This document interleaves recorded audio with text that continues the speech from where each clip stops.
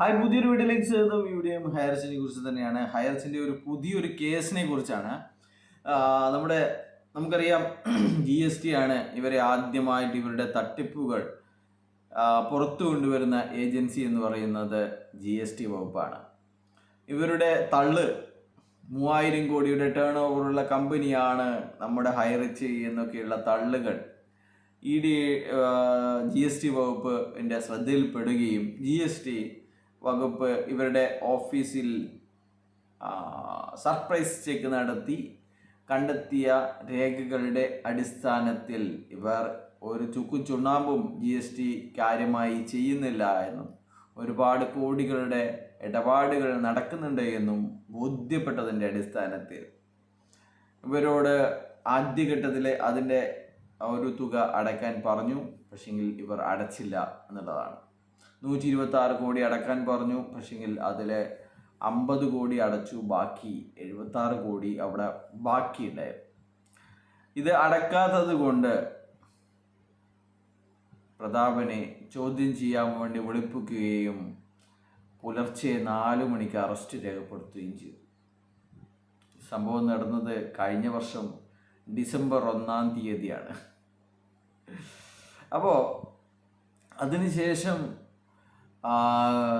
ചില ഈ നടപടിക്രമങ്ങളിലെ ചില പാളിച്ചകൾ ഉണ്ടായിട്ടുണ്ട് എന്ന് പറഞ്ഞുകൊണ്ട് ജില്ലാ കോടതി ഇദ്ദേഹത്തിന് 7 ദിവസത്തിന് ശേഷം ജാമ്യം അനുവദിച്ചിട്ടുണ്ടായിരുന്നു.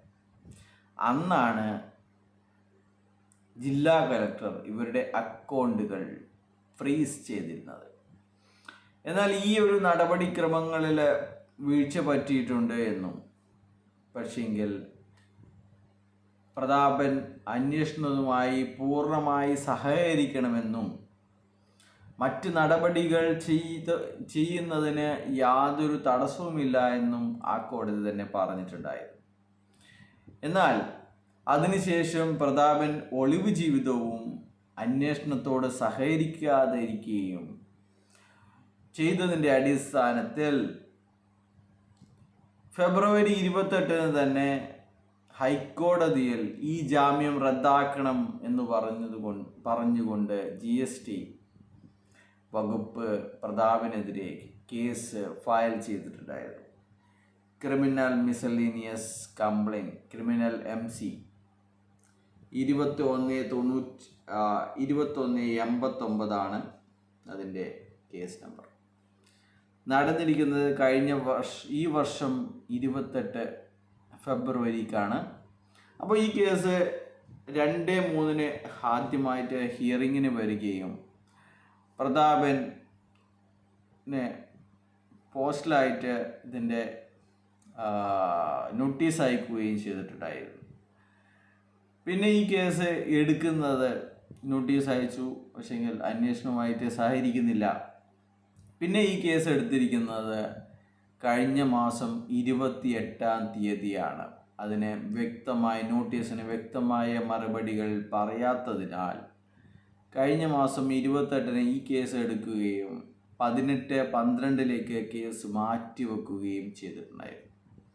അപ്പോൾ ഇവരുടെ ആവശ്യം എന്ന് പറയുന്നത് ബെയിൽ ക്യാൻസൽ ചെയ്യണമെന്നാണ്. ഇതെന്താണല്ലേ, ഒരാളെ ഇങ്ങനെ കടിച്ചു വലിക്കുകയാണ്. ആൾറെഡി ഇദ്ദേഹം PMLA കോടതിയുടെ ജാമ്യം നിഷേധിച്ച് എറണാകുളം ജില്ലാ ജയിലിൽ കിടക്കുകയാണ്. അതിനിടയ്ക്ക് കേരളത്തിലെ മറ്റെല്ലാ പോലീസും വന്നിട്ട് ഇദ്ദേഹത്തിനെ അറസ്റ്റ് ചെയ്യുന്നു, ഫോർമൽ അറസ്റ്റ് രേഖപ്പെടുത്തുന്നു. ഇനിയിപ്പോൾ GST കൂടി മാത്രമേ ബാക്കിയുള്ളൂ. പിന്നെ ഇപ്പോൾ നമ്മുടെ മുഹമ്മദ് പറയുന്ന പോലെ NIA-യും ഇവരൊക്കെ ഉണ്ട്, അവരൊക്കെ അവിടെ നിൽക്കട്ടെ. പക്ഷെങ്കിൽ ഇപ്പോൾ GST-യും കൂടി അറസ്റ്റ് ചെയ്യണം, ജാമ്യം റദ്ദാക്കണം, അറസ്റ്റ് ചെയ്യണം, ഇദ്ദേഹത്തിനെ ചോദ്യം ചെയ്യാനുണ്ട്. എന്നാൽ മാത്രമേ ഇവർക്ക് അതിൻ്റെ കാര്യങ്ങൾ നടപടികൾ ചെയ്യാൻ സാധിക്കുകയുള്ളൂ. 450 കോടി രൂപ കണക്കിൽ ഇവർ GST അടക്കാനുണ്ട് എന്നാണ് പറയുന്നത്. GST വകുപ്പ് 450 കോടിയുടെ നോട്ടീസ് നിങ്ങൾക്കും കാണാൻ സാധിക്കും, വെബ്സൈറ്റിൽ ലഭ്യമാണ്. 450 കോടി രൂപ GST അടക്കണം. 3000 കോടിയുടെ ടേൺ ഓവറുള്ള കമ്പനിക്ക് 18% വെച്ച് കഴിഞ്ഞാൽ ഇതും അടയ്ക്കേണ്ടി വരുമെന്നുള്ളതാണ്. ഇനി അത് അടയ്ക്കാത്തതുകൊണ്ട് ഇനിയിപ്പോൾ പിഴ വേറെ എന്തും കൊണ്ടോന്ന് എനിക്കറിയില്ല. എന്തായാലും 450 കോടി അടയ്ക്കാൻ GST അടയ്ക്കാൻ കാര്യമുണ്ട്. അപ്പോൾ ഇവിടെയുള്ളത് 212. ഇത് ബാക്കി ഏടുന്ന് ഉണ്ടാക്കേണ്ടിയാണ്. ഇനിയും വേണം 238 കോടി ഏടുന്ന് ഉണ്ടാക്കാനാണ് അല്ലേ? ഇനി 238 ബാങ്കിലുള്ളത് കൂടി എടുത്തു കഴിഞ്ഞാൽ ശരിയാവില്ല. ഇനിയും 238 കോടി ഉണ്ടാക്കണം. ഇനിയിപ്പോൾ പൂഴ്ത്തി വെച്ച പൈസയും ഭൂമിക്കടിയിൽ പെട്ടിയിലാക്കിയിട്ട് ചാക്ക് കെട്ടിയിട്ട് വെച്ച പൈസയെല്ലാം എടുക്കേണ്ടി വരും. എന്താണെന്നറിയില്ല. അപ്പോൾ ഇതിപ്പം പണം ഏൽപ്പിച്ചവരൊന്നും തിരിച്ചു കൊടുക്കുന്നുമില്ല. അങ്ങനെയുള്ള പ്രശ്നങ്ങളുണ്ട്. ഇപ്പം എന്തായാലും പ്രതാപന് ജീവിതകാലം മുഴുവൻ സൗജന്യ ഫുഡും സൗജന്യ സെക്യൂരിറ്റിയും സൗജന്യ ഇലക്ട്രിസിറ്റിയും സൗജന്യ വെള്ള കണക്ഷനും എല്ലാം തന്നെ സർക്കാർ വക കൊടുക്കാനുള്ള തീരുമാനം ഏതാണ്ടായി കഴിഞ്ഞു എന്നാണ് നമുക്കിപ്പോൾ മനസ്സിലാകുന്നത്. സൗജന്യ വൈദ്യുതി, സൗജന്യ വെള്ളം, സൗജന്യ ഫുഡ്, സൗജന്യ സെക്യൂരിറ്റി, സൗജന്യ യാത്രാ സൗകര്യം എല്ലാം തന്നെ കിട്ടും. എന്താണല്ലേ, ഇതിനൊക്കെ ഒരു യോഗം വേണം.